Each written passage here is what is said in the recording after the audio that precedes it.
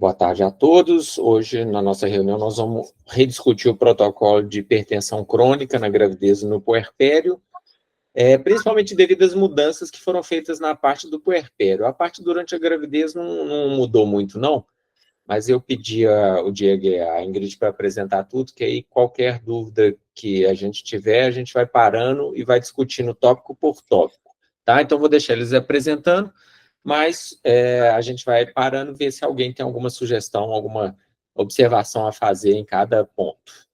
Então, podem começar, meninos. Boa tarde, gente.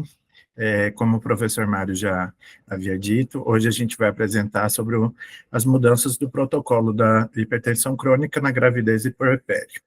Então, vai ser eu e a minha R mais Ingrid apresentando hoje. Pode passar. Então, uma leve introdução sobre a hipertensão arterial crônica. Ela tem uma prevalência de 10% nas mulheres em idade produtiva, e ela atinge de 1 a 2% em todas as gestações. O objetivo desse protocolo, então, foi o quê? Foi padronizar condutas no acompanhamento da gestante com a hipertensão arterial crônica. Então, o que é a hipertensão arterial crônica? A gente colocando em conceitos. A hipertensão, ela, dando uma leve introdução, a hipertensão é qualquer níveis pressóricos acima de 140 por 90, e a gente tem que ter duas medidas no intervalo de 4 horas entre uma e outra para a gente definir isso. Ou se a gente tem um caso de pico hipertensivo, né, com uma pressão de 160 por 110 milímetros de mercúrio, no intervalo de 15 minutos. Essa foi a principal, uma das mudanças que foi colocada no protocolo. Quando uma paciente chega com um pico hipertensivo de 160 por 110, um intervalo de uma medida para outra de 15 minutos. E para a gente definir se essa gestante ela tem uma hipertensão arterial que é crônica, a gente sempre vai prevalecer o diagnóstico se essa elevação pressórica foi antes da 20ª semana gestacional. Só fazer uma observação, pode voltar, Ingrid. Então, no nosso protocolo não tinha escrito essa questão dos 15 minutos, estava lá. Aí ficava na dúvida, porque dava a entender que tinha que ser 4 horas igual no outro, então eu coloquei 15 minutos, que é o que está nos protocolos da Rede Brasileira de Hipertensão, nos protocolos internacionais, só para ficar claro que se a paciente está em crise hipertensiva, nós não vamos esperar 4 horas para medir de novo a pressão, né? A gente vai reaferir essa pressão em 15 minutos. E outra coisa que não está aqui, mas está lá no protocolo, é observar que o diagnóstico de hipertensão é 140 e ou 90. Então, se ela tem 140 por 30, por 80, ou tem 130 por 90, já é hipertensão. Da mesma forma, a crise hipertensiva é 160 e ou 110. É só um dos dois atingindo o valor já é considerado. Pode continuar. Então, a classificação etiológica dela, então, a principal é a hipertensão primária ou a essencial conhecida, a secundária, que é causada pelas disfunções renais, suprarrenais, e a outras como coarctação da aorta, tireotoxicose, o lúpus e a nefropatia diabética. E quando a gente tem uma suspeita de hipertensão secundária, a gente sempre tem que levar em consideração a idade da paciente, sempre menor que 30 anos, o histórico familiar de alguma doença renal ou uma hipertensão de início súbito. Com isso, a gente vai solicitar exames direcionados para cada suspeita que a gente tem. Sempre não, mas na verdade para levantar a suspeita quando a paciente tem menos de 30 anos. Sim, isso tudo já estava no protocolo anterior, né? Isso não mudou, não. Então, as formas clínicas para as gestantes. Uma pressão normal de uma gestante seria uma pressão menor, a pressão sistólica dela seria uma pressão menor que 120 e a diastólica menor que 80. Uma pressão elevada já para uma gestante seria uma pressão entre 120 a 139, ou uma diastólica de 80 a 89. Igual o professor falou, é uma ou a outra, ou pode estar associada às duas. E uma hipertensão leve seria de 140 a 159, ou uma diastólica de 90 a 109. E já uma hipertensão grave é aquelas hipertensões que são igual ou maior que 160, ou a diastólica igual ou maior que 110 milímetros de mercúrio. As características de alto risco, então, que a gente vai considerar nas gestantes. Se ela já tem uma hipertensão grave, ou se ela tem uma hipertensão leve associada a outros fatores de risco, que seriam uma idade materna maior que 35 anos, uma hipertensão maior que 4 anos, doença renal de qualquer etiologia, cardiopatia, coartação da aorta, história de AVE, risco de coronariopatia e retinopatia, diabetes, doença de colágeno associada a comprometimento vascular, síndrome de anticorpos fosfolipídios, pré-eclâmpsia grave já em uma gestação passada, ou também o descolamento de placenta em gestação anterior. E perda fetal prévia também a gente deve levar em consideração. Quando a gente tem uma paciente que já tem um diagnóstico de hipertensão arterial crônica, a gente vai solicitar alguns exames complementares para a gente conseguir ter um exame basal dessa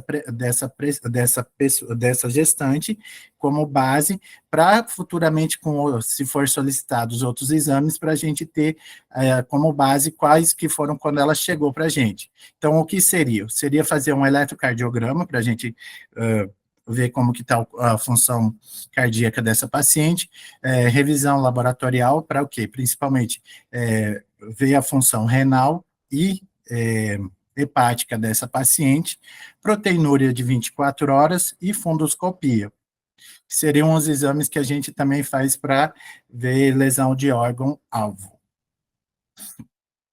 Exames complementares.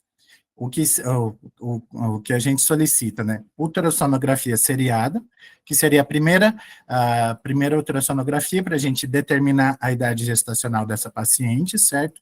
No segundo trimestre, solicitaria uma ultrassonografia morfológica, e a partir de 26 a 28 semanas, a gente sempre vai fazer um ultrassom mensal para ver o crescimento e a vitalidade desse paciente. A gente sempre vai solicitar o Doppler arterial fetal se a gente tiver alguma suspeita de restrição de crescimento fetal. Nesse caso, vendo alguma alteração, a gente segue o protocolo para cada um. Do CIUR, a gente segue o protocolo de CIUR, e o de, se tem um feto com PIG, com crescimento reduzido, a gente segue o protocolo para o PIG. E também realizaria a cardiotocografia semanal a partir da 34ª semana. Só uma observação também, a gente tirou esse Doppler rotineiro com 30 semanas, porque se o feto está com desenvolvimento normal, ele não acrescenta nada. Então, a gente pode, já que a gente já vai estar fazendo um acompanhamento com ultrassom mensal, se a curva de crescimento estiver adequada, não precisa de Doppler. O Doppler vai ser incluído só no contexto da restrição de crescimento mesmo. Então, no nosso protocolo tinha isso, que era um conceito mais antigo de pedir, mas com o tamanho normal não vai acrescentar nada esse Doppler. Então, o Doppler fica reservado para esses casos de desvio no crescimento. Exames complementares na forma grave, quando a paciente já seria no quadro de internação. Exames cardiológicos especializados para a paciente, a proteinúria de 24 horas, ou a relação da proteína com a relação proteína-creatinina, certo? A cardiotocografia diária e o ultrassom obstétrico quinzenal a partir da 24ª semana. Doppler materno-fetal, e a gente deve levar em consideração também o corticoide terapia, para avaliar se é uma gestação que vai evoluir, se é um feto que está muito prematuro, para fazer a maturação pulmonar, se tem alguma indicação de interrupção precoce nessa gestação. Lembrando que nesse caso aí a paciente vai estar internada, né? Isso, então essa é a internação. propedêutica com a paciente internada.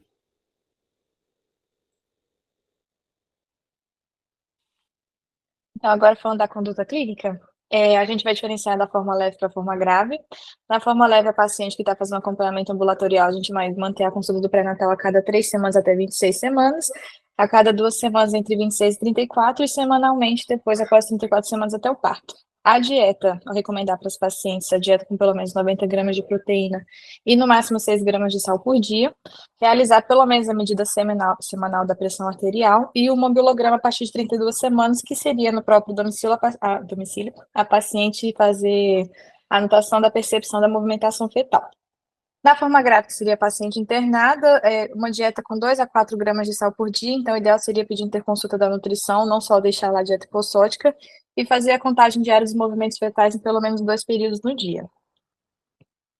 Da conduta, então, também ainda sobre relação de medicações, se a paciente tem só a pressão elevada, entre 120 a 139 da sistólica ou de 80 a 89 da diastólica, não é indicado utilizar antipertensivo, mas a gente vai aumentar a vigilância, pedir para ela fazer a curva pressórica mais fielmente. Se ela tiver a pressão já de pressão leve a grave, aí a gente vai começar, que seria acima de 140 por 90, um ou outro. Aí a gente vai começar o antipertensivo. Para profilaxias, a gente vai começar o AS 100 mg dias a partir de 12 semanas e manter até 36, e começar o carbonato de cálcio, ou outro, na verdade, de cálcio, se ela tiver uma dieta inadequada. Em Só um relação... instantinho, Ingrid, volta um pouquinho. Volta. Eu vou só mudar aí, eu não tinha reparado. O cálcio, atualmente a gente recomenda de 500 a 1 grama, não precisa ser 1,5 a 2. Tá. Então, vou reduzir essa dose lá no protocolo. Em relação aos antipertensivos que a gente pode iniciar na gestação, a metildopa pode começar com uma dose de 250 a 3 vezes ao dia, e uma dose máxima de 2 gramas por dia, até 3 se a paciente tolerar. Nifedipina de liberação lenta, iniciar com 20 miligramas, uma dose única, mas pode chegar até 120 em doses fracionadas. Pode tentar a associação da metildopa com a nifedipina se não tiver uma resposta suficiente com a monoterapia. E a gente acrescentou no protocolo o início de beta-bloqueador, se não tiver tendo melhora com a metildopa e nifedipina. E aí, no caso, seria o carvedilol, iniciar com 6,25 miligramas de 12 em 12, mas pode chegar até uma dose de 25 miligramas no dia. Dos beta-bloqueadores, a gente acaba escolhendo carvedilol porque é o que tem o SUS. O propranolol, ele tem uso restrito na gestação, e o atenolol é contraindicado. O alvo da pressão... Perdão, pode falar.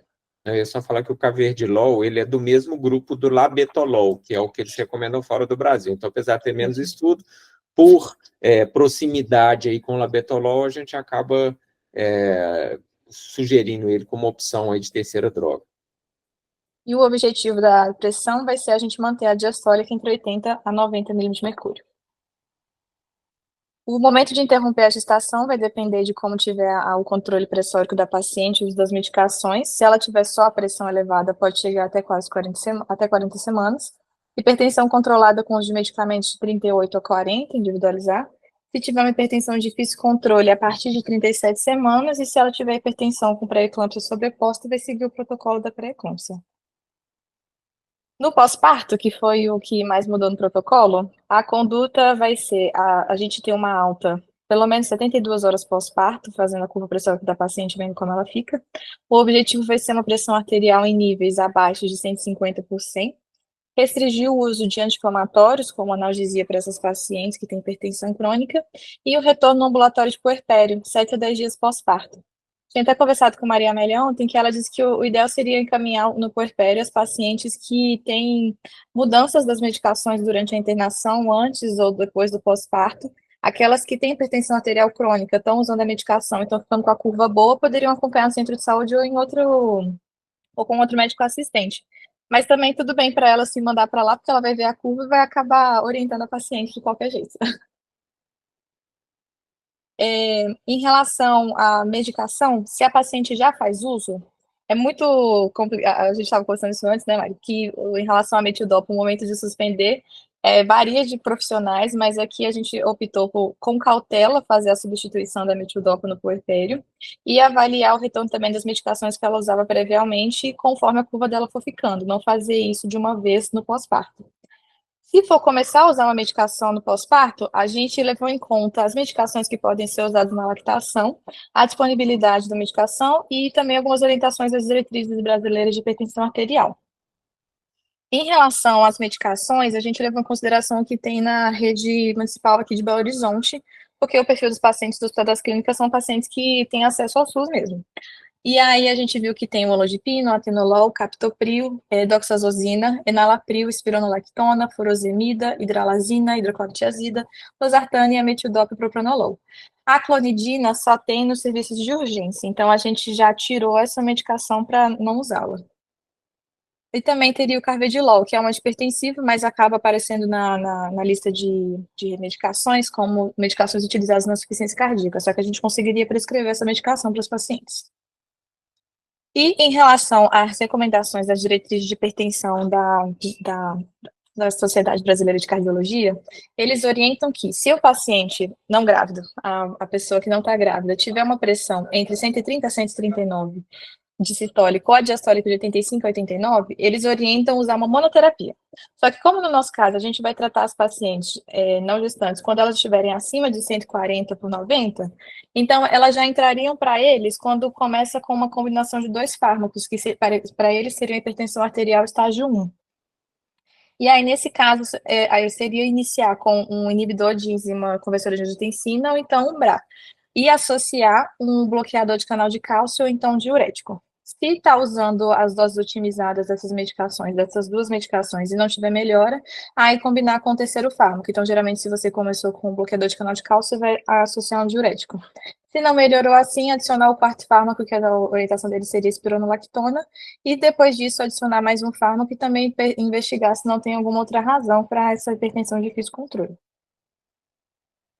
Em relação à associação, então, da lactação com usos antipertensivos, a gente deixou, mais uma vez, a clonidina, a gente acabou se desfazendo dela porque só tem na urgência, e a gente pensou também em não utilizar a losartana, porque na lactação ela é segunda linha. E como a opção é começar com 2 antipertensivos, sendo BRA ou IECA, e a losartana, que é um BRA, é segunda linha, a gente optou então por deixar o enalapril, que é a primeira linha na amamentação, uma primeira linha na amamentação, e ele é uma das orientações de iniciar, segundo a diretriz da Sociedade Brasileira de Cardiologia.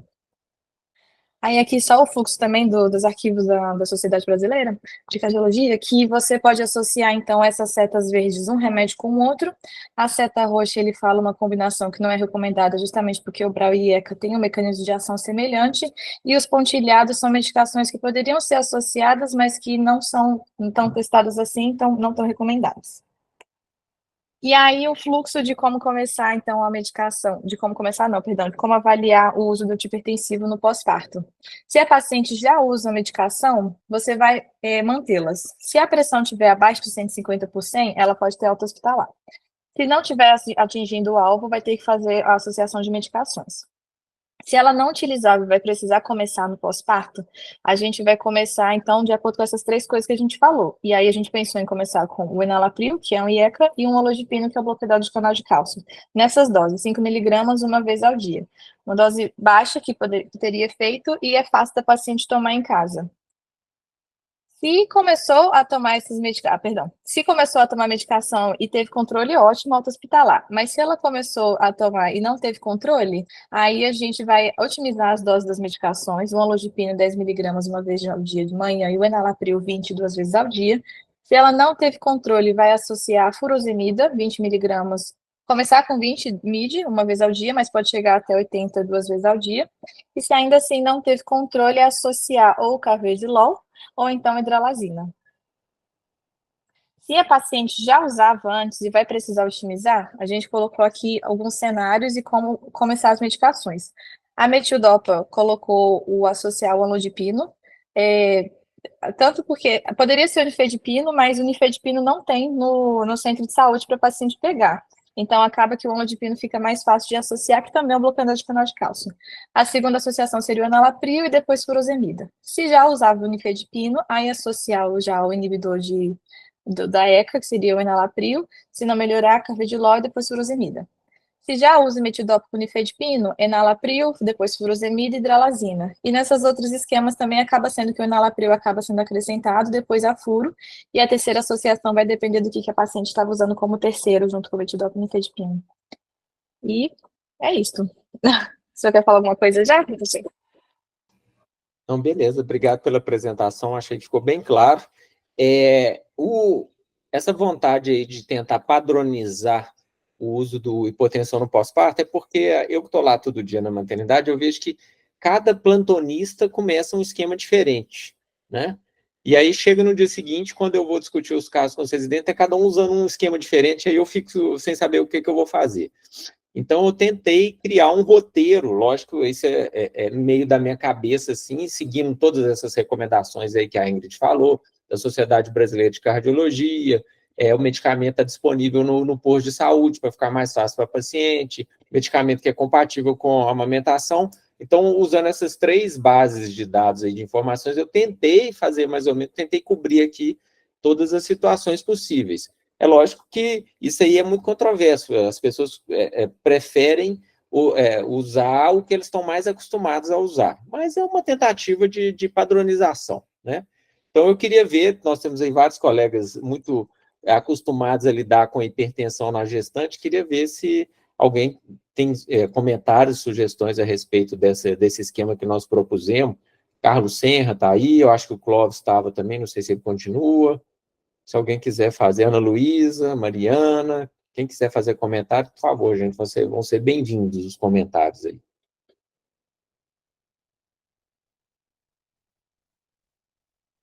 Vamos lá, Clóvis.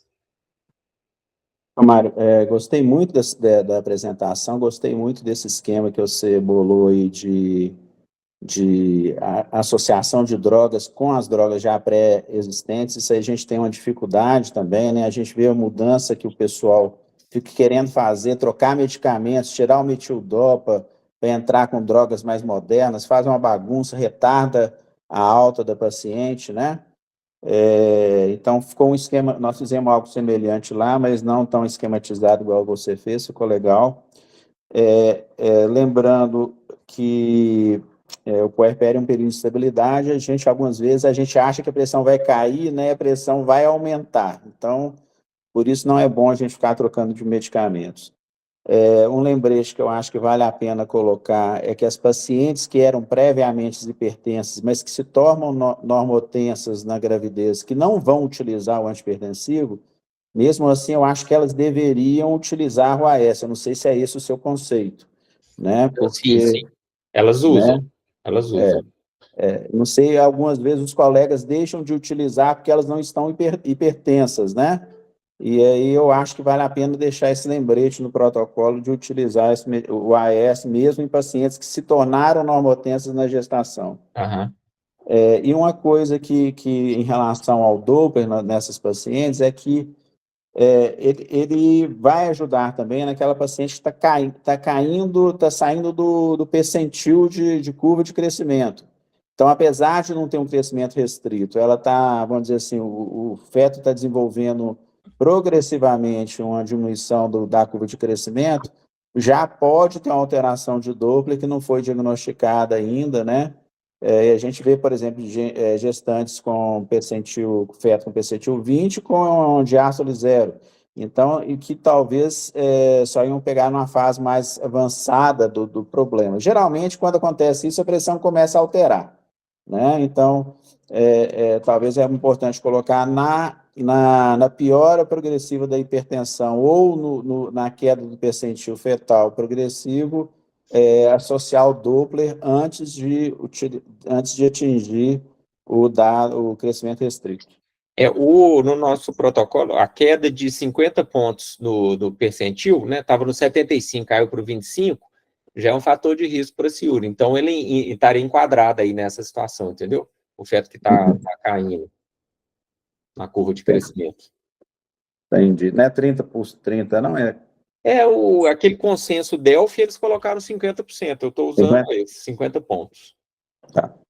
Aqui, Clóvis, outra coisa que eu queria aproveitar, sua experiência aí como clínico e cardiologista, o que você acha dessa associação da furosemida? Eu vejo que, às vezes, a gente já está usando várias drogas, quando a gente associa a furosemida, a paciente dá uma melhorada. E eu estava discutindo isso com o pessoal da rede de hipertensão, lá em Porto Alegre, o professor Sérgio Hofmeister, eles iniciam a furosemida para todas as pacientes no primeiro dia. Eles acham que ela melhora tanto que, independente do que ela está usando de antihipertensivo, no primeiro dia eles já dão a furosemida de cara. Qual que é a sua experiência com furosemida?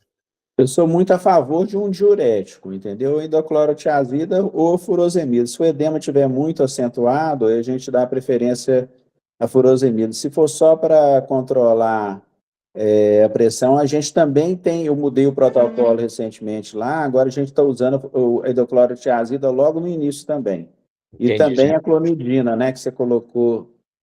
A clonidina... A clonidina a gente tirou porque não tem no posto, mas para o uso hospitalar ela poderia ser usada. Que algumas vezes, mesmo com... Agora, quando a paciente não tem, né? Mas é uma droga barata, né? Relativamente barata, não é, Mário? Eu imagino que seja, porque ela é antiga, né? Não tenho muita ideia do preço, não, mas ela já está no mercado há muito tempo. Uhum. Não, beleza. Alguém mais, gente, quer fazer algum comentário? Eu, como de costume, eu vou, depois, assim que eu fizer essas últimas modificações aqui que foram sugeridas, eu vou mandar o protocolo para todo mundo.